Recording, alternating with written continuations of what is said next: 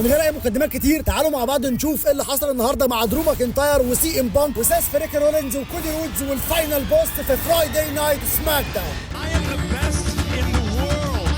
Believe in the shield. Give me a hell yeah. Acknowledge me. قبل بس ما نبدا عاوز اقول 3 حاجات. اول حاجه عاوز اقول لكل اخواتي كل سنه وانتم طيبين ورمضان كريم، ويعني ان شاء الله باذن الله نحاول نستغل رمضان باننا نطلع منه واحنا افضل ان شاء الله باذن الله يعني. فكل سنه وانتم طيبين، ويعني دي كده اول حاجه. تاني حاجه عاوز اقول ان في تسريب نزل كده بيقول ان درو ماكنتاير هو اللي هيفوز بالاليمينيشن تشامبر، والتسريب ده انتشر بشكل جامد جدا جدا امبارح. والله انا عن نفسي ما عنديش مانع وهفرح برده جدا لدرو ماكنتاير يعني، لان هو يستحقها برده، لان هو فعلا عمل جمدان في 2024. بس برضه سي ام بانك يستحقها دلوقتي اكتر منه، ولكن كلها كام ساعه وهنشوف هل التسريب ده صح ولا غلط. تالت حاجه بقى عاوز اقولها، عاوز اقول ان عرض النهارده كان جامد جدا وعجبني جدا بجد، وفي حاجات كتيره قوي نفسي اعلق عليها، هموت واعلق عليها كده، بس للاسف مش هلحق اعلق عليها عشان عرض الاليمينيشن تشامبر خلاص كمان كام ساعه يعني. فعشان الحق انزل الفيديو ده والحق استعد للاليمينيشن تشامبر وربنا يسترها وتريبل اتش بس كده ما يكونش مجهز لنا حفله افطار صائم يعني، ربنا يسترها. بس هتقول لي العرض هيبقى في السحور مش في الصيام، هقول لك ماتش الاليمينيشن تشامبر هيبقى خلاص الفجر هيكون اذن اساسا ساعتها خلاص يعني، فربنا يسترها والواحد ما يفطرش عليه في اللايف النهارده. المهم بنفتتح العرض بوصول الامريكان نايت مير كودي بي. لقينا كودي ماشي في الكواليس كده عادي، فجاله 2 من رجاله الروك وبيقولوا له اتفضل معانا الفاينل بوس مجهز لك اوضه خاصه ليك، هتتدلع وهتظبط نفسك ويعني حاجه حلوه كده هتعجبك. فكودي رودز استغرب كده وقال لهم ايه ده بجد؟ اوضه خاصه ليا انا؟ اوضه خاصه ليا؟ يا بركه دعاك يا اما، يا ده انا كان نفسي في اللحظه دي من زمان، كان نفسي يبقى ليا اوضه خاصه بيا كده بدل ما انا مرمي مع المهمشين في اوضه الملابس كلهم مع نفسهم. يعني صدمته لما عرف ان في اوضه خاصه ليه متجهزه له وكده صعب عليا، حسيته غلبان جدا كده، على عكس رومان رينز 7 عربيات واوض وحاجات كتيره يعني. المهم في نص العرض لقينا راح الاوضه، والاوضه فيها من خيرات ربنا سوشي وجمبري وسي فود، تحس ان هو دخل محل اسماك، وفي ازاز متعلقه على الحيطه عشان يشرب ويتدلع وكده ويتبسط يعني. فساعتها كودي رودز فرح كده اللي هو ايه ده يا جدعان؟ ده بجد؟ ده انا شكلي كده هبيع روحي وروح اللي جابوني كمان، ها، ولو عاوز حاجه تانية انا ما عنديش مشكله عادي. وهنا بقى الروك عمال بيغرف كودي رودز يعني بشويه اغراءات كده بسيطه يعني، اللي هو بيوري له شويه من الدلع لو وافق يعني وبقى تابع ليه. المهم ساعتها ارتروس كان قاعد له في الاوضه وفرحان بالاكل جدا وبيقول له هو ما ينفعش انا ابيع روحي للروك؟ ما ينفعش؟ انا ما عنديش مشكله عادي ابيع روحي للروك، ابيع نفسي للروك عادي ما فيش مشكله. فكودي رودز اللي هو يا عم اطفح وانت ساكت، كل وانت ساكت ده انت عيل متسول. وانتهت ساعتها الفقره دي على كده، بس كانت حلوه يعني وضحكتني بصراحه يعني. بعدها درو ماكنتاير كان ماشي في الكواليس فقابل كودي رودز، هو العرض النهارده كله على كودي رودز. فدرو ماكنتاير ساعتها راح جاي مكلمه بكل هدوء وقال له انا عارف ان انت دماغك مشغوله جدا بالقرار اللي ممكن يغير حياتك كلها. زمان انا وانت كنا تحت، لو كان اتعرض علينا ساعتها عرض زي ده كان زماننا موافقين على طول، لكن انت دلوقتي عمال تفكر ومش عارف بصراحه الروك هيعمل معاك ايه لو وافقت وقبلت العرض. وسابه ومشي. فمعنى كده كلام درو ماكنتاير ان هو يعني بيحاول يقنع كودي رودز ان هو يوافق على العرض بتاع الروك.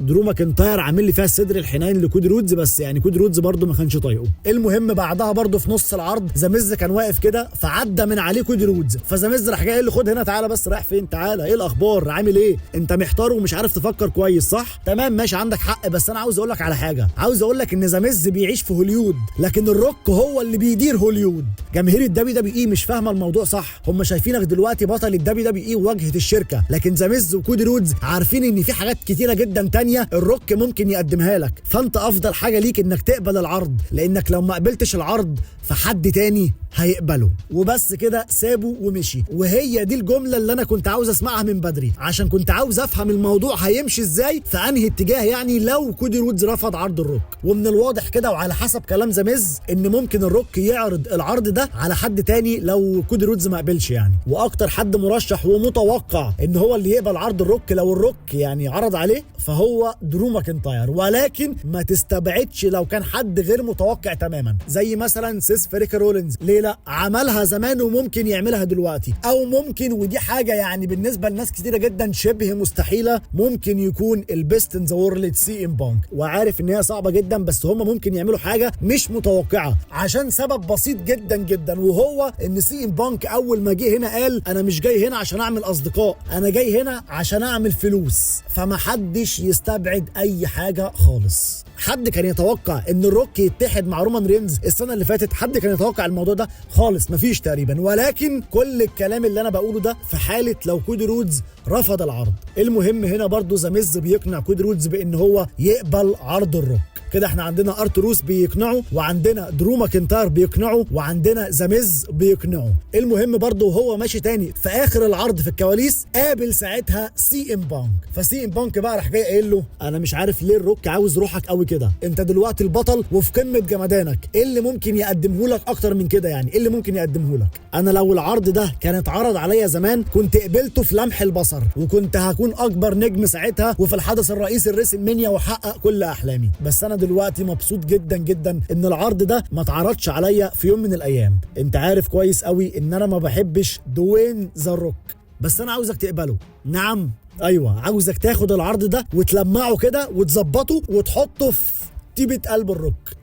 انت وصلت للي انت فيه ده عشان انت ماشي ورا احلامك ومصدق قلبك. بص، انا ما بحاولش اعصر عليك في اي حاجه خالص، اعمل اللي انت عاوزه وده قرارك في الاخر. انا كده كده هفوز بالاليمينيشن تشامبر وهشوفك في الحدث الرئيسي لريسل مانيا. وبس كده برضو سابه ومشي وانتهت الفقره دي على كده. النهارده اي حد معدي في الكواليس بيعمل فقره مع كودي رودز. المهم سي ام بانك الوحيد هنا اللي بيقول له ان هو ما يقبلش العرض بتاع الروك، وثقه سي ام بانك الزياده دي بان هو هيفوز بالاليمينيشن تشامبر مقلقاني جدا جدا، لان نفس الثقه دي كانت عنده برضه قبل الرويال رامبل وفي الاخر خد على عينه وما كسبهاش ولا اي حاجه. فممكن برضه يحصل نفس الكلام بسبب الثقه الزايده قوي قوي دي اللي عنده. بجد الثقه دي مقلقاني.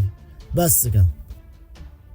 بعد كده بقى نيك ألدس اعلن عن تصفيات هتتلعب الليله على بطوله اليو اس اي. 3 ماتشات هيتلعبوا، واللي هيفوزوا فيهم هيلعبوا ضد بعض في ماتش ثلاثي، واللي هيفوز في الماتش الثلاثي هو اللي هيلعب ضد ناكامورا على بطوله اليو اس اي. وكل الماتشات دي هتتلعب الليله. وكان من ضمن الناس اللي هيلعبوا كان سولو سكوا، بس لقينا سولو بيروح للمتلتم جيكوب الهجام، وجيكوب قال له اللي حصل الاسبوع اللي فات ده كانت غلطه مش مقصوده. فسولو سكوا قال له تمام ماشي، وعشان اثبت لك قد ايه انا بحبك يا جيكوب فانا هتنزل لك عن الماتش بتاعي في التصفيات الليله، وانا وتاما تونجا هنقف وراك ونساعدك. وبالفعل بدات المباريات. جيكوب لعب ضد اندرادي، وطبعا جيكوب هو اللي فاز، وال اي نايت لعب ضد سانتوس، وال اي نايت هو اللي فاز، وبرون سترومان لعب ضد كاراميليو هيز، وكاراميليو هيز هو اللي فاز. هتقول لي ازاي؟ هقول لك عشان سولو سكوا وتاما تونجا دخلوا هجموا على برون سترومان، عشان بالنسبه لهم برون سترومان هيعمل قلق جامد جدا لجيكوب في الماتش الثلاثي، فكانوا عاوزين يسهلوا المهمه على جيكوب. وساعتها كاراميليو هيز استغل الكلام ده وهو اللي فاز. وبكده جيكوب وال اي نايت وكاراميليو هيز هيلعبوا ضد بعض، وبالفعل لعبوا ضد بعض ماتش ثلاثي، وفي الاخر ال اي نايت هو اللي فاز، وهو اللي هيلاعب ناكامورا على اللقب، اللي هو يخرب بيت الكرييتيف.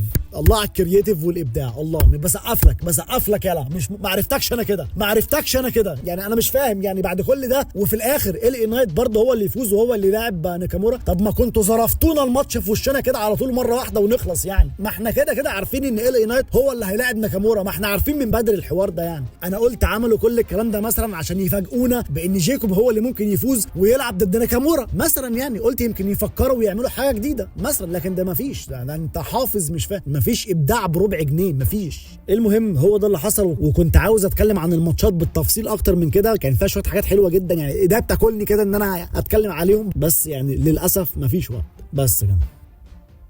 بعد كده بقى بنروح لاجمد فقره في البناء لماتش الاليمينيشن تشامبر. كانوا بيعرضوا فيديو لجون سينا كده، فيديو يعني حاجات قديمه كده لجون سينا وكده، فلقينا درو ماكنتاير داخل من بين الجماهير وعمال يقول لهم اقفلوا الفيديو ده، اقفلوه. جون سينا ده شخص منافق، ادى ظهره للمصارعه ولجماهير المصارعه عشان مركز في هوليود، واتاهل للماتش بطريقه يعني لمجرد بس ان هو اعلن ان هو هيشارك في الماتش بس كده. جون سينا انا كنت بخاف منك زمان، بس ما كنتش بخاف منك جسديا، لا مش عشان الجسم، لا انا كنت بخاف منك سياسيا لانك كنت في مكانه اعلى وكنت ممكن تنهي مسيرتي المهنيه، لكن دلوقتي خلاص، دلوقتي انا اللي هدفنك في الماتش زي ما انت دفنت ناس كتيره جدا زمان. فقام ساعتها داخل له ديميان بريست، دخل ديميان بريست وقال له انت ايه بقى، في ايه مالك بقى، انت كل اسبوع تطلع تعيط وتشتكي عشان الناس تتعاطف معاك، ايه بقى مش كفايه؟ فدرو ماكنتاير قال له انا بقول الحقيقه واتحداك لو طلعت لي كدبه واحده بس في الكلام اللي انا قلته اتحداك. فديميان بريست قال له الحقيقه اكبر من كده بكتير، الحقيقه انك كنت مهووس بسي ام بانك وانا استغليت ده كذا مره، صرفت عليك الشنطه في ريسل مانيا، ثبتك في كلاش ات ذا كاسل، ولما جيت تصرف عليا الشنطه في الماني ان ذا بانك برضه ثبتك في الاخر بسبب هوسك بسي ام بانك، وبكره في الاليمينيشن تشامبر انا هبقى فخور جدا بنفسي لما ثبتك تاني واطلعك من الماتش. فقام جاي ساعتها دخل لهم سيس فريكن رولينز. انا نفسي افهم هو لابس ايه، يعني نوعيه اللبس ايه، يعني انا مش قصدي يعني مين اللي بيلبس اللبس ده، مين الكائنات اللي بتلبس اللبس ده لا لبس رجاله ولا حريم ولا اطفال ولا فضائيين ولا اي حاجه، يعني ده لبس ايه ده؟ انا عايز افهم. غالبا يعني البنطلون ده انا بشبه عليه، يعني غالبا شبه افلام الكرتون، والبنطلون ده شبه بنطلون علاء الدين وياسمينه والجن اللي طلع لهم يعني، والناس دي عارفينهم، هو غالبا حاجه زي كده. المهم ان شاء الله عنه ما لبس، المهم بس يعني هو ظابط الفورمه بصراحه، والفورمه عجبتني يعني. المهم دخل سيس وقال لهم ان وقفتهم هما الاثنين ضد بعض كده فكروه بالماني ان ذا بانك، وان لولا التحكيم الفاشل ولولا سي ام بانك اللي كان نايم تحت الحلبه ولولا الغبي اللي دخل يصرف الشنطه ده ساعتها في الماني ان ذا بانك كان زماني دلوقتي بطل العالم. بس انا مش جاي دلوقتي عشان اتكلم عن الماضي، انا جاي اتكلم عن المستقبل، وعندي ليكوا خبر سيء جدا انتوا الاثنين. انا دلوقتي ما بقتش سيس رولينز اللي كان مصاب في ريسل مانيا، لا انا دلوقتي بقيت في افضل حالاتي، وده معناه ان محدش هيبقى ليه اي فرصه بكره في الاليمينيشن تشامبر غيري انا. فقام جاي ساعتها دخل لهم البيست ان ذا وورلد سي ام بانك. فقره كانت جمدان قسما بالله، والله العظيم بجد عجبتني جدا جدا كلهم بلا استثناء حتى اللي هيدخل في الاخر. المهم دخل سي ام بانك وحط عليهم كلهم حرفيا. سي ام بانك قال لسيس انا حطيت عليك في اول عرض رو على نتفليكس، فانت ازاي ليك عين تتكلم دلوقتي اساسا؟ ازاي ليك عين تتكلم وانت يا غبي اللي اسمك درو انا دفنتك في باد بلاد وخدت عليك العزا صباح الفل يعني. وانت يا ديميان انا ما عنديش اي مشكله معاك خالص، بس بكره هيبقى في بيننا مشاكل. انا مهووس بده، انا مهووس بالحدث الرئيسي لريسل مانيا وبس. وفوق كل الدراما اللي احنا فيها دي في دلوقتي شخص بيشتري الارواح، لكن انت يا درو انت ما عندكش روح اصلا عشان تبيعها، عشان انا بالفعل خدت روحك في الهيرنسل. وفضل بقى بعدها يتريق على لبس سيس، وسيس قال له على جثتي توصل للحدث الرئيسي لريسل مانيا على جثتي. وكان لسه سي ام بانك هيتكلم تاني قامت دقت موسيقى جون سينا. Oh, what did he say about Cena showing up? والكل ساعتها اتحمس، وردة فعل الجماهير كانت طرب بمعنى الكلمة، والحماس اشتعل في المدرجات والدنيا بقت جامدة جدا. ولكن لقينا في الاخر الكوميدي لوجان بول هو اللي ظهر وهو اللي عمل كل الكلام ده يعني. بس بصراحه عملها بطريقه حلوه جدا بالبنطلون بتاعه اللي مرفوع والشراب والحاجات الغريبه اللي هو لابسها دي، بجد يعني عجبني تقليده لجون سينا، وكان مضحك جدا كده بشكل متخلف يعني. المهم دخل بقى وقعد يهري كده شويه هري ويقول لهم انتوا فاكرين ان جون سينا هو اللي داخل؟ هو جون سينا فاضلكوا يا ابني انت وهو، جون سينا مش مهتم بيكوا اصلا ولا مهتم بالجماهير ولا مهتم باي حد اساسا. وفضل يغلط في سي ام بانك، فمن هنا لهنا سي ام بانك راح جاي قايل له انت عيل قليل الادب والادب مش هينفع معاك، هجيبك يا ابني، وطلع يجري وراه. وانتهت الفقره دي على كده. وبصراحه فقره جامده جدا جدا وعجبتني بجد، وكان نفسي الفقره دي تكون في عرض الرول اللي فات او عرض سماك داون اللي فات عشان اديها حقها اكتر من كده، لان انا مش مرتاح دلوقتي نفسيا، انا حاليا كده مش مرتاح نفسيا، لان انا حاسس ان الفقره يعني كان فيها شويه كلام كده كنت عاوز اقوله وشويه حاجات حلوه كده، ولكن للاسف يعني. المهم خدوا بقى كده معلش التوقع ده قبل العرض بس يعني، لعل وعسى ممكن يحصل. والتوقع ده هو بما ان جون سينا هو الوحيد اللي في حته تانية خالص ومش عاوز يظهر نهائي، فممكن جون سينا هو اللي يفوز بالإليمينيشن تشامبر، وهو اللي يقابل كودي رودز في الحدث الرئيسي لريسل مانيا، عشان ممكن بعدها نلاقي سي ام بانك بيبيع روحه للروك عشان يحطه في الحدث الرئيسي لريسل مانيا، ونروح للماتش الثلاثي ده زي ما الاخبار كانت بتقول عنه، زي ما قلت لكم عنه من حوالي اسبوعين كده ولا حاجه. بس يعني الواحد بيحاول يفكر شويه بره الصندوق، لان هم دايما بيعملوا حاجات غير متوقعه وبره الصندوق. بس كده فقره كانت جامده جدا بصراحه، واديها 10 من 10 ما فيهاش كلام.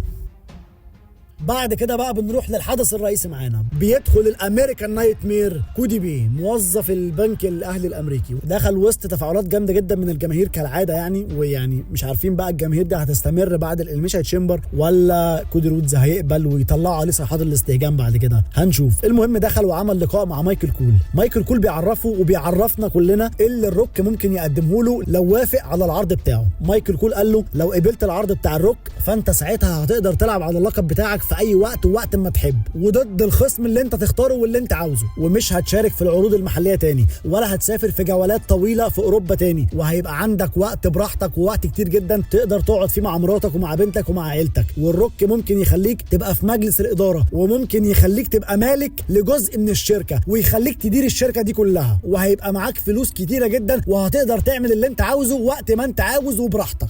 وفي وسط ما هو بيتكلم معاه راح جاي قايل له انا جات لي دلوقتي معلومات ان الروك باعت لك هديه خاصه جدا ليك، والهديه هتدخل حالا دلوقتي. وبالفعل بنبص كده لقيناه باعت له عربيه جامده جدا، مش عارف نوعها ايه بصراحه يعني، بس هي حلوه جدا وعجبتني، ويعني كان عامل له عليها الامريكان نايت مير اللوجو بتاعه وشكل كده وحاجه سبيشال جدا يعني، مدلعه من الاخر يعني مدلعه. فكودي رودز نزل عشان يشوف العربيه ويشوف الهديه وكده يعني. فالروك ساعتها ظهر على الشاشه وقال له كودي سماك داون تورونتو، الروك دلوقتي هيركب الطياره بتاعته عشان يسافر لتورونتو، عاوزك تستمتع بالعربيه اللي انا جبتها لك، هتعجبك جدا جدا لان انا عارف ان انت بتحب السواقه زي الروك بالظبط، وانا عارف ان انت في الاخر هتاخد القرار الصح. كودي الروك ممكن يحقق لك كل احلامك يا كودي، وبكره في الاليمينيشن تشامبر الروك هيفتح لك دراعاته وهيحضنك كاخ وكبطله، وهتديني روحك وهعمل لك كل احلامك اللي انت بتحلم بيها واللي انت ما كنتش بتحلم بيها خالص. وعاوز اقول لك كمان ان انا عملت لك هديه صغيره كده كنت لابسها طول الاسبوع اللي فات، حزام مكتوب عليه روح كودي رودز، والتاريخ اللي مكتوب ده انت عارفه كويس قوي قوي يا كودي، ده تاريخ وفاة ابوك داستي رودز. التاريخ ده حطم قلبي جدا لان ابوك كان واحد من ابطالي كنت بحبه جدا جدا، فانت يا كودي بلاش تحطم قلبي وتكسر قلبي للمره الثانيه، بلاش. كودي رودز انا جاي لتورونتو عشان اخد روحك واحضنك كاخ وكبطلي، بحبك يا حبيب قلب اخوك، I love you my brother، اشوفك في تورونتو. وبس كده يا معلم، وانتهت الفقره دي على كده. عارفين بقى معنى الكلام ده ايه يا رجاله؟ اول حاجه كده بس باختصار يعني، معنى كلام مايكل كول بكل اختصار ان هو بيقول له لو وافقت فانت هتبقى زي رومان رينز بالظبط، من الاخر يعني ده كده ملخص كلام مايكل كول. لو وافقت هتبقى زي رومان رينز، ما بتشاركش في العروض المحليه ولا بتشارك في الجولات الاوروبيه ولا بتدافع عن اللقب غير بمزاجك، واجازات طول الوقت يعني. غالبا هو كان بيقول له على كل حاجه رومان رينز بيعملها حرفيا يعني، فدي كده حاجه. اما بقى معنى كلام الروك فهو ان الروك عمال يغري في كودي رودز بشكل جامد جدا، ومتبع معاه لحد دلوقتي سياسه الحب والحنيه، وقايد له صوابعه ال10 شمع، وجايب له هدايا وعمال يقول له انت اخويا، انا بحبك، انا بحب ابوك، ما تكسرش قلبي. فكل ده بيقول لك ان لو كودي رودز رفض النهارده العرض فالروك هيتضايق منه بشكل جامد جدا، وهيبقى عاوز يأذيه بشكل غبي، وهيعمل اي حاجه عشان يأذيه. وكودي رودز لحد دلوقتي مش عارف يعمل ايه ولا عارف يقول ايه ولا ايه دنيته يعني، ولكن كلها كام ساعه وهنشوف. بس الروك خلى الطريق لريسل مانيا بقى مثير جدا جدا للاهتمام، وبقى حاجه جامده جدا بجد. وبس كده، فقره كانت حلوه جدا واديها 10 من 10 ما فيهاش كلام. عرض النهارده يا رجاله بصراحه كان عرض جامد جدا بجد، سواء كفقرات او ماتشات، وكان في فقره برضو لسامي زين وكيفن اوينز بس ما كانش فيها جديد يعني. بس عامه العرض كان حلو جدا، وكنت بتمنى والله العظيم ان الكلام ده كله يحصل في عرض الرول اللي فات او في سماك داون اللي فات، بس يعني كان في شويه حاجات هموت واعلق عليها يا جدعان، بس ما فيش وقت، كلها كام ساعه يعني. عشان كده بدي للعرض ده 9 من 10، واجمد حد فيه بالنسبه لي كان جيكوب فاتو والامريكان نايت مير كودي رودز والبيست ان ذا وورلد سي ام بانك. وبس كده يا معلم، هو ده كل اللي حصل في فرايداي نايت سماك داون. ولكن قبل ما نقفل احب اشكر وارد على اخويا انطوني وبقول لك حصل جدا جدا، انت كده جبت الخلاصه بمعنى اصح. طالما الروك دخل في الموضوع يبقى اللي هيفوز في الاليميشن تشامبر لازم يكون حد جامد جدا بجد، لازم الخصم يكون حد تقيل. طالما الروك دخل في الموضوع فانت بجد جبت الخلاصه يعني. اما بقى اخويا وحبيبي سامي من الكويت، فبقول لك بصراحه انا بقيت اشك يعني ان سي ام بانك ممكن يفوز، يعني شاكك بصراحه يعني، حاسس ان ممكن يا اما درو ماكنتاير يا اما جون سينا بجد يعني، مش عارف ليه، بس خلاص يعني كلها كام ساعه وهنشوف. اما بقى اخويا دي 7 كيلر، فبقول لك انا على فكره والله العظيم كنت هقولها فعلا، بس يعني رجعت في كلامي عشان حسيت ان المشهد هيبوظ يعني لو قلتها، لان يعني انا كنت ساعتها يعني كان المشهد كله ماشي في نفس السياق، فقلت بلاش يعني. اما بقى اخويا سوبر سينا فبقول لك والله الواحد زيك بالظبط، يعني انا متفائل جدا بالعرض ده، لاني متاكد ان اللي هيفوز فيه ايا كان هو مين اكيد حد مش هيزعلني، لان اكيد مش هيبقى لا لوجان بول ولا ديميان بريست، دول اكتر اتنين ممكن ازعل بصراحه لو فازوا يعني، لكن الباقي كلهم يا ريت، ما عنديش مشكله خالص بجد. اما بقى اخويا وحبيبي احمد المصري من مصر فبقول لك انا كل كوم، وبالنسبه لي عرض الرويال رامبل ده وفوز جي اوسو كان كوم تاني بجد، انا كنت هعيط والله العظيم، انا من الصدمه كانت الدمعه هتنزل حرفيا يعني. فربنا يسترها بقى النهارده، ويعني ما نفطرش على تريبل اتش كده ولا حاجه. اما بقى اخويا وحبيبي حمد الجهيني من السعوديه فبقول لك مستنيك ان شاء الله باذن الله النهارده يا اسطى في اللايف باذن الله يعني. واخيرا بشكر اخويا وحبيبي سيف العنزي، وبقول لك برده ان شاء الله باذن الله هستناك النهارده في اللايف باذن الله يعني. وبس كده يا معلم، قول لي بقى في الكومنتات تفتكر ممكن فعلا سي ام بانك يبيع روحه للروك لو ما فازش النهارده في الاليمينيشن تشامبر ولا لا؟ مستني بقى اعرف رايكم في الكومنتات، وما تنساش تحط لايك وتشترك في القناه وتفعل الجرس عشان يوصلك كل جديد. وبس كده يا معلم، خلص الكلام.